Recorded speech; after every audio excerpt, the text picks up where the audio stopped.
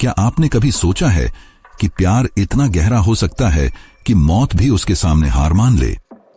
जब राधा का आखिरी समय आया होगा तो वहां का माहौल कैसा होगा? कहा जाता है कि श्री कृष्ण की 100 से भी ज्यादा रानियां थीं, लेकिन उनमें सबसे प्यारी राधा थीं। राधा वह थीं जो श्री कृष्ण के पास रहकर भी उनसे दूर थीं। आखिर राधा की आखिरी इच्छा क्या थी? श्री कृष्ण ने राधा को क्यों छोड़ दिया, जैसे उन्होंने अपने जीवन का एक हिस्सा खो दिया हो? क्या यह सब गांधारी के शाप की वजह से हुआ? क्या राधा और कृष्ण कभी एक हो पाए? आज मैं आप सभी को इन सवालों के जवाब देने जा रहा हूं। कुछ ऐसे रहस्य जो हम सबसे छिपे हैं। यह एक ऐसी प्रेम कहानी है जिसका न कोई शुरुआत है और न कोई अंत। आइए हम इस यात्रा पर चलते हैं, जहां हम जानेंगे कि कैसे श्री कृष्ण और राधा एक हुए, कैसे उनका प्रेम मृत्यु के बाद भी जिंदा रहा। अगर आप हमारे चैनल पर नए हैं तो इस वीडियो को लाइक जरूर करें और कमेंट में राधे राधे लिखना न भूलें। आप सबने सुना ही होगा कि महाभारत के बाद माता गांधारी ने श्री कृष्ण को श्राप दिया था। उसी श्राप के कारण द्वारका नगरी समुद्र में डूब गई और अंत में श्री कृष्ण ने भी अपना देह त्याग दिया।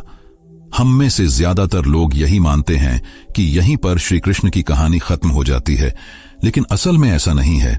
श्री कृष्ण और राधा रानी की एक अद्भुत प्रेम गाथा है जिसे बहुत कम लोग जानते हैं।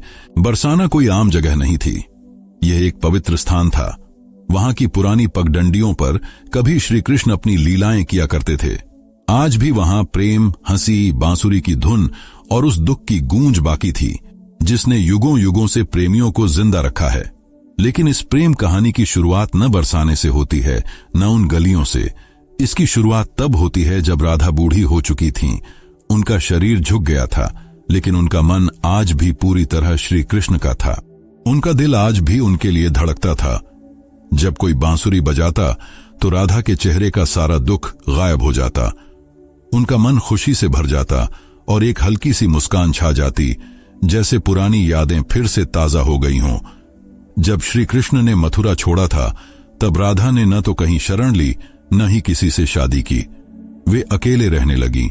हर सुबह वे उठती, यमुना के किनारे जाती और जल चढ़ाती, फिर अपनी कुटिया में लौटकर श्री कृष्ण के आने का इंतजार करती। यही उनकी दिनचर्या थी। वे हर दिन यही करती, मानो उन्हें पक्का यकीन था कि कृष्ण जरूर लौटेंगे। गांव वालों को नहीं पता था कि राधा कौन है और कहां से आई हैं। वे उन्हें एक साध्वी समझते थे, लेकिन सभी जान गए थे कि राधा का सब कुछ श्री कृष्ण को समर्पित है, मानो उन्होंने अपना पूरा जीवन ही कृष्ण के नाम कर दिया हो। एक सुबह राधा अपनी आदत के मुताबिक यमुना तट पर जल चढ़ाने गईं। तभी उन्होंने आसमान की ओर देखा। चारों तरफ सन्नाटा छा गया। उनके दिल में एक अजीब सी हलचल हुई, जैसे पूरा ब्रह्मांड उन्हें कुछ बताना चाहता हो। उसी दिन वे अपनी कुटिया में तुलसी के पौधे के नीचे बैठ गईं और बोलीं, अब मेरे जाने का समय आ गया है, लेकिन मैं तब तक अपने शरीर को नहीं छोड़ूंगी जब तक श्री कृष्ण खुद मुझे विदा न करें। राधा ने कहा, मैं तभी इस शरीर को त्यागूंगी जब श्री कृष्ण मेरे सामने आएंगे और प्यार से मेरा नाम लेंगे, राधे। यह सुनकर गांव वाले हैरान हो गए। वे सोचने लगे कि इतना बड़ा राजा एक बूढ़ी औरत से मिलने क्यों आएगा, लेकिन किसी ने भी राधा की भक्ति पर शक नहीं किया। राधा ने अपना पूरा जीवन श्री कृष्ण के प्रेम में बिताया था। उनके दिल में आज भी कृष्ण के लिए अनोखा प्रेम था। उधर द्वारका में बैठे श्री कृष्ण का दिल सूना था।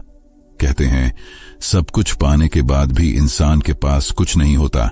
कृष्ण की भी कुछ ऐसी ही हालत थी, लेकिन उनके मन में एक अजीब सा खिंचाव था। उन्होंने अपनी आंखें बंद की और राधा की आवाज उनके कानों में गूंज उठी। उस पल उनके दिल को सुकून मिला, लेकिन आंखों में आंसू थे। उन्होंने सब कुछ छोड़कर तुरंत उस एकांत कुंज की ओर चल पड़े, जहां राधा रानी उनकी प्रतीक्षा कर रही थीं। जब श्री कृष्ण वहां पहुंचे तो देखा कि राधा तुलसी के पेड़ के नीचे ध्यान में डूबी बैठी थीं। कृष्ण ने पुकारा, राधे। ये आवाज सुनते ही राधा की आंखें खुल गईं। उनके चेहरे पर खुशी की लहर दौड़ गई। राधा ने कहा, प्रभु, अब मेरे जाने का समय आ गया है। मेरी आत्मा अब शांति चाहती है। कृष्ण ने उनकी आंखों में देखा। उन आंखों में सिर्फ कृष्ण के लिए प्रेम था। न उसे शब्दों में बयां किया जा सकता था, न छिपाया जा सकता था। श्री कृष्ण ने राधा का हाथ थाम लिया। धीरे धीरे राधा की सांसें धीमी होने लगीं और उसी तुलसी के पेड़ के नीचे उन्होंने अपने प्राण छोड़ दिए। लेकिन यह अंत नहीं था। उसी पल एक ऐसा रहस्य जन्मा जिसे सुनकर आप हैरान रह जाएंगे। राधा रानी ने अपने शरीर को छोड़ दिया था और उनकी आत्मा को मोक्ष मिल चुका था, लेकिन उनके आखिरी शब्द अभी भी कृष्ण को भूल नहीं पाए थे। उनके अंतिम शब्द थे, जब इस धरती पर प्रेम का मतलब खत्म होने लगेगा, तब मैं फिर से जन्म लूंगी, मैं वापस आऊंगी, क्योंकि प्रेम हमारे जीवन का सबसे बड़ा हिस्सा है, इसे खत्म नहीं होने दे सकते। जहां राधा ने अपना शरीर त्यागा था, वहां एक नया पौधा उगा। यह पौधा ऐसा था मानो स्वर्ग से आया हो। यह तुलसी से भी ज्यादा चमकदार था। गांव के लोग इसे राधा वृक्ष कहने लगे और इसकी पूजा करने लगे। लेकिन किसी को नहीं पता था कि उस पौधे के नीचे एक रहस्यमय फल था। उस फल में राधा के दोबारा जन्म का रहस्य छिपा था, जिसे जानकर कोई भी हैरान हो जाए। कई साल बीत गए। समय के साथ लोगों के मन में प्रेम की जगह वासना ने ले ली। अब ऐसा समय था जहां लोग प्रेम का असली मतलब भूल चुके थे। वे सिर्फ अपनी इच्छाओं में डूबे रहते थे। तभी बरसाने के पास एक छोटे से गांव में एक किसान के घर एक लड़की का जन्म हुआ। उसका नाम रखा गया ललिता। ललिता कोई आम लड़की नहीं थी। उसे बिना सिखाए ही बांसुरी बजानी आती थी। जब वह बांसुरी बजाती तो पेड़ों के पत्ते हिलने लगते और पक्षी खुशी से नाचने लगते। गांव वाले उसे देवी का रूप मानने लगे। वे कहते, इसे देखकर राधा रानी की याद आती है। ललिता अब 7 साल की हो गई थी। एक दिन वह यमुना नदी के किनारे बैठी थी। तभी वहां से एक संत गुजरे। जैसे ही उन्होंने ललिता को देखा, वे रुक गए और बोले, वही आंखें, वही प्यारी मुस्कान, राधा तुम वापस आ गई। ललिता को अक्सर सपने में एक सुंदर श्याम रंग का पुरुष दिखता। वह कुछ बोलता नहीं, बस बांसुरी बजाता रहता। उसकी बांसुरी की धुन ललिता के दिल को छू लेती थी। वह पुरुष कोई और नहीं, स्वयं श्री कृष्ण थे। एक सुबह ललिता को फिर वही सपना आया। उसने अपनी मां से पूछा, मां, प्रेम क्या होता है? मां ने हंसते हुए कहा, तू अभी छोटी है, तुझे प्रेम का क्या पता। ललिता चुप हो गई, लेकिन उसे लग रहा था कि यह सवाल उसने पहले भी किसी से पूछा है, शायद पिछले जन्म में। एक दिन जब ललिता 13 साल की थी, वह यमुना के किनारे बांसुरी बजा रही थी। अचानक उसकी बांसुरी से वही धुन निकली जो श्री कृष्ण उसके सपनों में बजाया करते थे। जैसे ही वह धुन बजी, जमीन फट गई और उसमें से एक मूर्ति निकली। वह एक स्त्री की मूर्ति थी जिसके हाथ में बांसुरी थी। जैसे ही ललिता ने मूर्ति को उठाया, एक दिव्य आवाज गूंजी, तुम लौट आई राधे। ललिता चौंक गई। उसे समझ नहीं आया कि यह आवाज किसकी है और उसे राधे क्यों बुलाया जा रहा है। समय बीतता गया। अब ललिता का व्यवहार बदलने लगा। उसे जानना था कि वह आवाज किसकी थी, उसका जन्म क्यों हुआ, राधा कौन है और प्रेम और कृष्ण जैसे शब्द उसे इतना क्यों आकर्षित करते हैं। अब आगे की कहानी और भी रोमांचक और रहस्यमयी होने वाली है, तो उससे पहले इस वीडियो को लाइक करना ना भूलें। उसी समय एक संत हिमालय में कई सालों की तपस्या करके बरसाने लौट रहे थे। जब उन्होंने ललिता को देखा तो वे हैरान रह गए। वे बोले, कई युग पहले मैंने राधा की ऐसी ही आंखें देखी थीं। उन्होंने गहरी सांस ली और कहा, बेटी तुम इस युग की नहीं हो, तुम्हारा जन्म किसी खास मकसद के लिए हुआ है। ललिता ने पूछा, कैसा जन्म और क्या मकसद? संत ने पुरानी बातें याद करते हुए कहा, आज के युग में प्रेम सिर्फ एक शब्द बनकर रह गया है। तुम्हें इस युग को सिखाना है कि सच्चा प्रेम क्या होता है। अब बरसाने की गलियों में एक नई कहानी शुरू होने वाली थी। असल में यह कहानी नई नहीं, बल्कि राधा के दोबारा जन्म की पुरानी कहानी थी। ललिता अब जवान हो रही थी। उसका मन बेचैन रहने लगा, जैसे कोई उसे बार बार पुकार रहा हो। वह हर दिन यमुना के किनारे बैठकर उस शख्स के बारे में सोचती जिसका चेहरा उसे याद आता था। वह शख्स कोई और नहीं, श्री कृष्ण थे। एक दिन ललिता ने अपनी मां से उत्सुकता में पूछा, मां, क्या प्रेम बिना बोले भी हो सकता है? मां ने जवाब दिया, बेटी, सच्चा प्रेम वही है जो बिना कुछ कहे दिल से दिल तक पहुंच जाए। लेकिन ललिता का मन तो उस शख्स के लिए धड़क रहा था जिसे वह जानती तक नहीं थी, जिससे वह कभी मिली भी नहीं थी। एक दिन संत ने ललिता को अपने आश्रम बुलाया और कहा, राधा, अब समय आ गया है। कृष्ण ने इस युग में जन्म ले लिया है, लेकिन वे एक ब्रह्मांड के रूप में आए हैं। तुम्हें उन्हें ढूंढना होगा। ललिता खुशी से झूम उठी, क्योंकि जिस पल का वह सालों से इंतजार कर रही थी वह पल आ गया था। ललिता ने पूछा, संत जी, मैं कृष्ण को कैसे पहचानूंगी? संत ने जवाब दिया, जब तुम उनके सामने जाओगी तुम्हारा दिल खुद बता देगा कि वे कृष्ण हैं। लेकिन संत ने चेतावनी भी दी, यह युग बदल गया है। अब तुम्हारी परीक्षा और भी मुश्किल होगी। तुम्हें पूरे संसार से लड़कर प्रेम का असली मतलब समझाना होगा। श्री कृष्ण इस युग में एक युवा साधु के रूप में जन्म ले चुके थे, जिनका नाम था अनंतानंद। वे लोगों को उपदेश देते थे। कोई नहीं जानता था कि अनंतानंद असल में कौन है। वे अपने प्रवचनों में कहते, प्रेम का मतलब है त्याग और समर्पण। प्रेम शरीर का नहीं, आत्मा का रिश्ता है। उनके शब्द लोगों के दिल को छू जाते थे और लोग सुनकर रो पड़ते थे। लेकिन अनंतानंद भी अंदर से अधूरा महसूस करते थे। वे हर रात यमुना के किनारे बैठकर उस स्त्री की याद में खो जाते थे जो उनके सपनों में आती थी। एक दिन संत के कहने पर ललिता ने अपने माता पिता को प्रणाम किया और अपने उस अनजान प्रेम की तलाश में अकेले निकल पड़ी। उसके पास सिर्फ एक छोटी बांसुरी थी और मन में पक्का इरादा। वह गांव-गांव घूमती, कभी कथाएं सुनती, कभी साधुओं से मिलती, इस उम्मीद में कि उसे उसका प्रेम मिल जाए। लेकिन किसी साधु में वह चमक नहीं थी जिसकी उसे तलाश थी। कई दिन बीत गए, पर ललिता को उसका रास्ता नहीं मिला।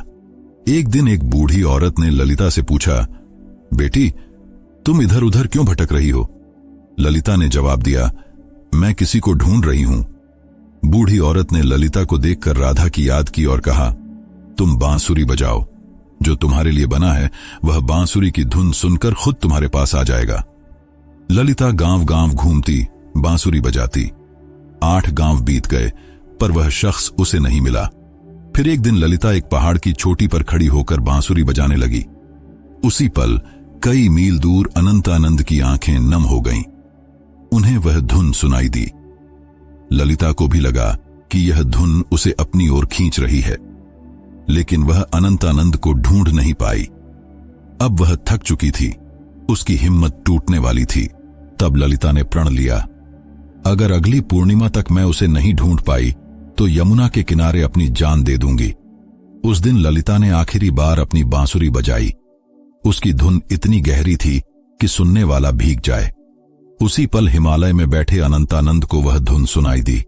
वे उस धुन को पहचान गए। इसके बाद अनंतानंद ने हिमालय छोड़ दिया। उसी रात ललिता को एक खास सपना आया। इस बार सपना साधारण नहीं था। इसमें राधा और कृष्ण यमुना के किनारे साथ बैठे थे। राधा ने कृष्ण से पूछा, प्रभु, क्या इस बार भी मेरी प्रेम कहानी अधूरी रह जाएगी?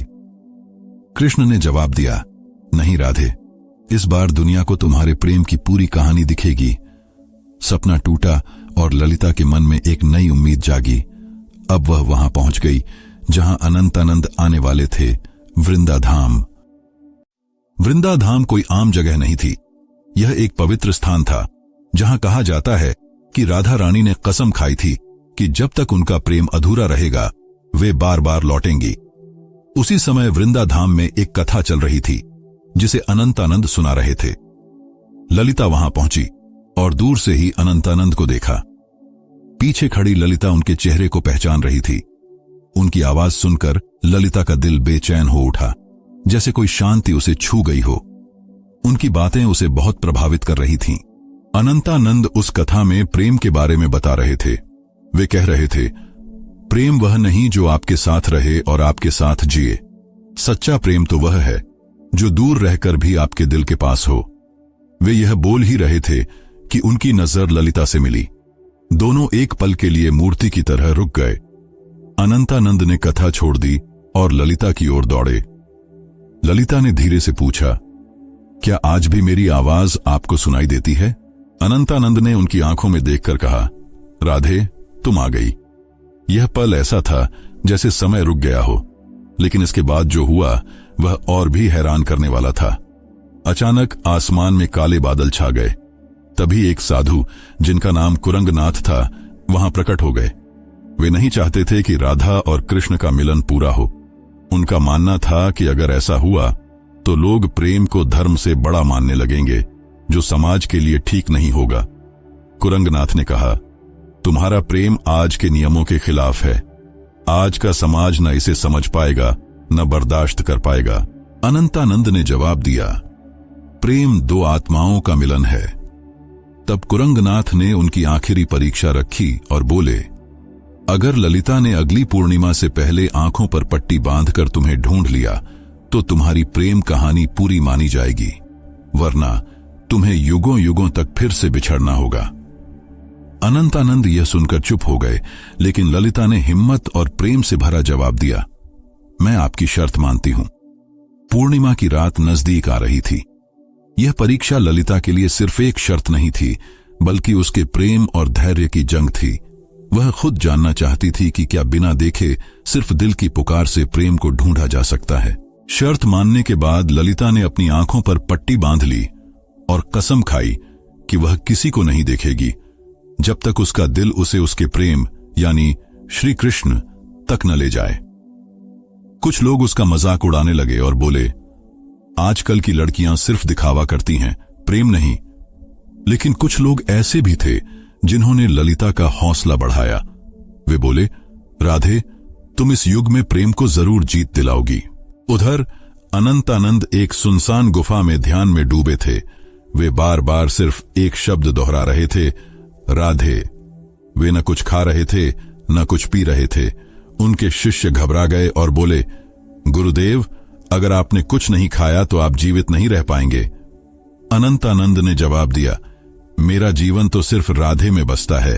उन्होंने अपने शिष्यों को सख्ती से कहा, ललिता को मेरे ठिकाने के बारे में कुछ नहीं बताना और न ही उसकी कोई मदद करनी। वे भी जानना चाहते थे कि क्या इस युग में भी राधा सिर्फ अपनी आत्मा की पुकार से उन्हें ढूंढ पाएगी। ललिता ने आंखों पर पट्टी बांधी और गांव गांव घूमने लगी। वह हर साधु से पूछती, क्या आप अनंतानंद हैं? लेकिन कोई भी वह शख्स नहीं था जिसे वह ढूंढ रही थी। कुछ साधुओं ने झूठ बोला, हां, मैं ही अनंतानंद हूं। लेकिन ललिता का दिल उन्हें पहचान गया कि वे उसके प्रेमी नहीं हैं। एक दिन एक साधु आया और बोला, मैं ही अनंतानंद हूं। ललिता एक पल के लिए रुकी, लेकिन फिर बोली, आप में चमक तो है, पर वह आत्मा नहीं जिसकी मुझे तलाश है। उसी पल उस साधु ने अपना रूप बदल लिया। वह असल में कुरंगनाथ था, जिसने ललिता को भटकाने के लिए यह चाल चली थी। गुस्से में कुरंगनाथ बोला, तू अभी तक नहीं टूटी, आखिर कैसा प्रेम है तेरा? ललिता ने हिम्मत से जवाब दिया, मेरा प्रेम इस युग और तुम्हारी सोच से बहुत बड़ा है। इसे शब्दों में नहीं समझाया जा सकता। यह सुनकर कुरंगनाथ वहां से चला गया। ललिता ने हर जगह खोज की और आखिरकार उस गुफा के पास पहुंच गई जहां अनंतानंद ध्यान में डूबे थे। जैसे ही वह अंदर गई, उसे किसी खास मौजूदगी का एहसास हुआ। ललिता ने उन्हें पहचान लिया और अपनी बांसुरी उनके पैरों के पास रख दी। उसने पूछा, क्या आप वही हैं जिन्हें मैं ढूंढ रही थी? अनंतानंद ने बांसुरी उठाई और वही धुन बजाई जो ललिता को यमुना के किनारे और सपनों में सुनाई देती थी।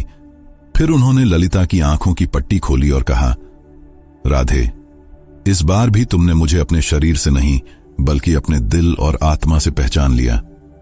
दोनों की आंखों में आंसू आ गए। उनकी आंखों में कई सालों की थकान थी जो अब खत्म हो रही थी। तभी एक साधु आए और बोले, राधा और कृष्ण, तुम्हारा प्रेम तभी पूरा माना जाएगा जब समाज इसे स्वीकार करेगा, तभी यह रिश्ता पवित्र साबित होगा। ललिता ने जवाब दिया, प्रेम तो समाज के नियमों से आजाद होता है, इसे किसी सबूत की जरूरत नहीं। लेकिन अनंतानंद ने समझाया, राधे, अब समय बदल गया है।